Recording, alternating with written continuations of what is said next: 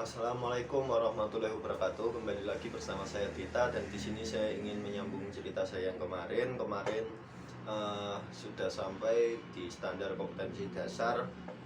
Seperti yang teman-teman ketahui bersama bahwa eh, di dalam SKD tersebut ada beberapa varian soal. Yang pertama adalah TIU, TWK, dan TKP.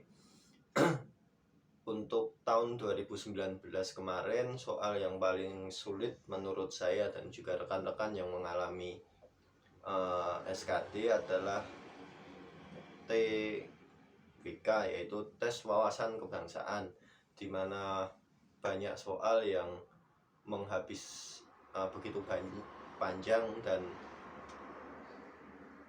berbelit-belit yang akhirnya menghabiskan waktu. Untuk pengalaman rekan-rekan, untuk yang berikutnya, mohon kalau sekiranya sudah bingung silahkan lompati soal tersebut. Setelah tes SKD dan kita dinyatakan lolos, kita akan menuju tes berikutnya, yaitu tes standar kompetensi bidang atau SKB, di mana di tes SKB tersebut kita ada dua varian ujian. Yang pertama masih menggunakan CAT ataupun komputer, dan yang kedua seleksi langsung yang diseleksi oleh masing-masing instansi. Untuk SKD di Kejaksaan Republik Indonesia dengan jabatan saya kemarin pengemudi pengawal tahanan, ada beberapa varian yang diujikan. Yang pertama adalah kesehatan, yang kedua adalah tes pengemudi atau skill dalam mengemudi untuk yang pengemudi pengawal, dan untuk yang pengawal adalah tes keterampilan dalam bela diri. Untuk berikutnya adalah tes komputer, dan yang terakhir adalah wawancara. Oke, untuk yang pertama tes kesehatan kita akan bahas dari awal sampai akhir. Untuk tes kesehatan tahun saya karena berhalangan dengan masalah COVID-19, maka diambil kebijakan untuk menguji di rumah sakit daerah masing-masing daerah. Dan kemarin saya mendapat tempat ujian di RS Wirosaban, Yogyakarta, dan waktu ujian adalah jam 8 kalau tidak salah, dan peserta wajib hadir 1 jam sebelum ujian dimulai, dimana nanti kita diminta untuk registrasi terlebih dahulu, mencatat dan mengumpulkan apa yang harus dikumpulkan dan memperlihatkan apa saja yang harus dibawa. Dan yang paling diutamakan adalah untuk tes kesehatan, rekan-rekan wajib membawa makanan berat, karena untuk masuk ke ruang ujian nanti teman-teman akan diminta untuk memperlihatkan apakah rekan-rekan sudah membawa makanan atau belum. Kalau belum, rekan-rekan akan diminta oleh panitia untuk mencari makanan terlebih dahulu. Setelah teman-teman registrasi dan diminta untuk masuk mengikuti ujian, teman-teman akan dikumpulkan di satu tempat aula, dan teman-teman akan diminta untuk mengerjakan soal berjumlah 500 soal, yang dimana pertanyaannya adalah ya atau pertanyaan yang bisa dijawab dengan ya ataupun tidak, ataupun setuju, sangat setuju, tidak setuju, ataupun sangat tidak setuju.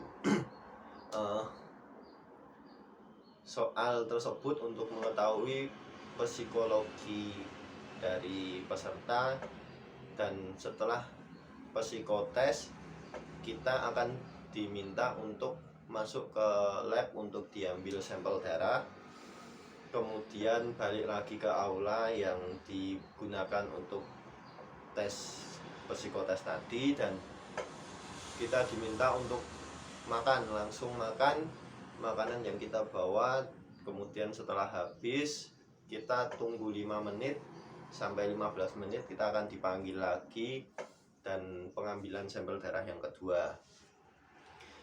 Setelah pengambilan sampel darah selesai semua, maka kita akan dibagi menjadi beberapa kelompok dan melaksanakan ujian di masing-masing peserta ujian. Jadi tidak langsung semua jadi satu sama, tapi kita dibagi menjadi beberapa kelompok agar efisiensi waktu. Untuk ujian kesehatan setelah pengambilan sampel darah, kalau kelompok saya kemarin langsung menuju ke pemeriksaan MKG atau pemeriksaan jantung, paru, dan lain-lain. Yang pertama kita diminta untuk tidur rebahan, kemudian diperiksa tekanan jantung dan juga tekanan nadi, kemudian ditempelin alat yang kayak bunder-bunder kayak gitu, dan nanti banyak kabel, dan dikasih pelumas tempel di bagian dada, perut, dan lain sebagainya. Setelah selesai kita akan diberi kertas hasil tes dari jantung kita dan itu dijadikan satu dengan rangkap. Kemudian setelah itu kita akan diminta untuk ke ruang rongsen paru. Kita dites apakah paru-paru kita sehat atau tidak dengan rongsen dari depan dan belakang ditempel, kemudian difoto dengan membuka baju kita. Dan di sini untuk rekan-rekan yang biasa mengkonsumsi minuman keras ataupun juga perokok, bisa mengurangi ataupun kalau bisa malah menghentikan konsumsi minuman keras ataupun juga rokok, karena itu akan berdampak pada nilai akhir rekan-rekan. Kalau paru-paru kita terlihat tidak sehat, maka itu akan berdampak pada memenuhi syarat ataupun tidak memenuhi syarat. Oh iya, untuk pengetahuan rekan-rekan bahwa tes kesehatan itu tidak memiliki bobot nilai, tapi berpotensi untuk membuat gugur kalau salah satu di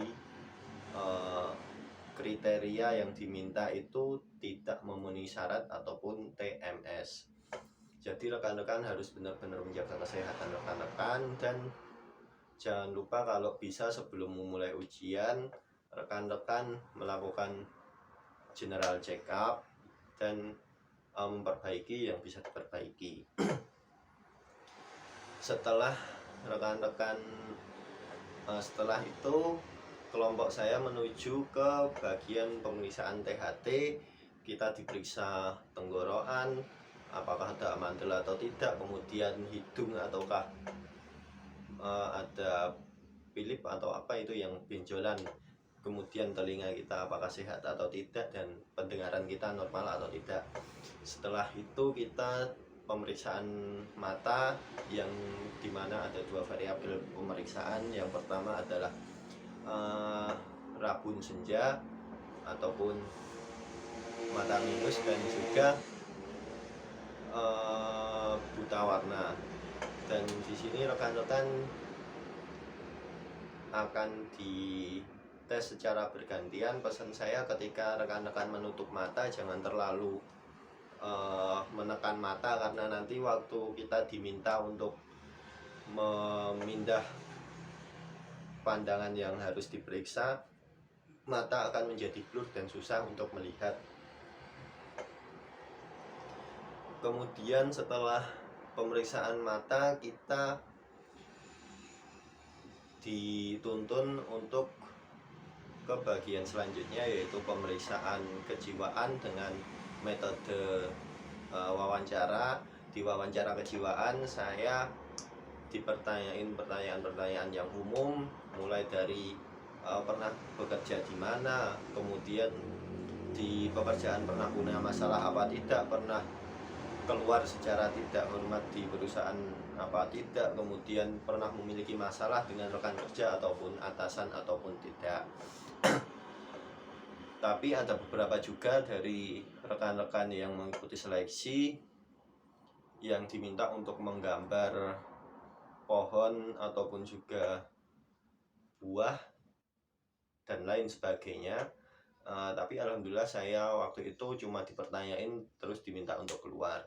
Setelah itu pemeriksaan kulit dan kelamin, di mana kita diminta untuk membuka seluruh badan kita. Usahakan buat teman-teman jangan sampai ada tato, tindik, dan juga penyakit-penyakit kulit lainnya, dan menjaga organ reproduksinya agar tetap sehat.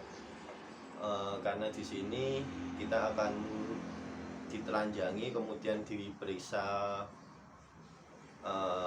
kantong buah zakar kita, dicek apakah ada varikokel atau tidak, kemudian diperiksa dubur kita apakah ada ambeien atau gejala ambeien wasir ataupun tidak. Kemudian setelah itu kita menuju tes berikutnya, yaitu pemeriksaan narkoba ataupun nafsa, di mana kita diminta menahan air kencing sebelum ujian selama 1 jam. Setelah sampai ke situ kita diminta untuk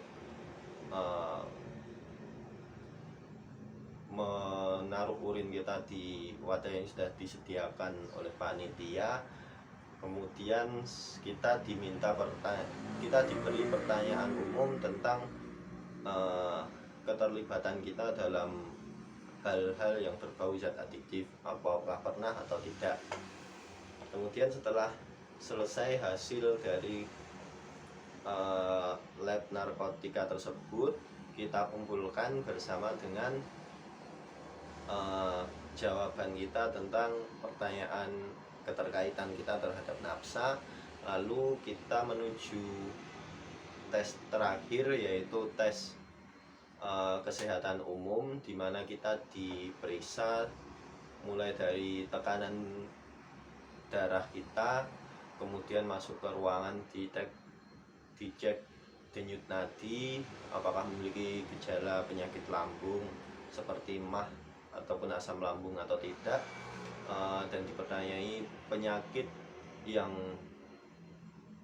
disebabkan karena keturunan. Kalau saya kemarin menjawab ada, saya pernah memiliki gejala dari ayah saya, yaitu hipertensi. Kemudian setelah itu rekan-rekan akan diminta untuk kembali ke aula. Setelah kembali ke aula, rekan-rekan akan diminta pulang dan tidak boleh kalau bahasa Jawa itu mampir atau berhenti di tempat lain, harus sampai rumah.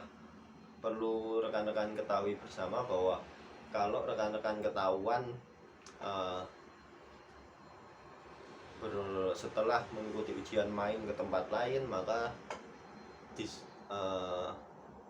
rekan-rekan akan mengalami diskualifikasi pada saat itu juga. Jadi saya mohon setelah rekan-rekan selesai, silakan pulang ke rumah masing-masing. Mungkin cukup itu dulu karena waktu terbatas, jadi yang bisa sampaikan cukup itu dulu. Dan untuk next time kita akan membahas tentang SKP yang lain, yaitu mengemudi komputer dan wawancara. Mohon maaf jika ada salah kata, dan terima kasih atas atensi dari teman-teman. Assalamualaikum warahmatullahi wabarakatuh.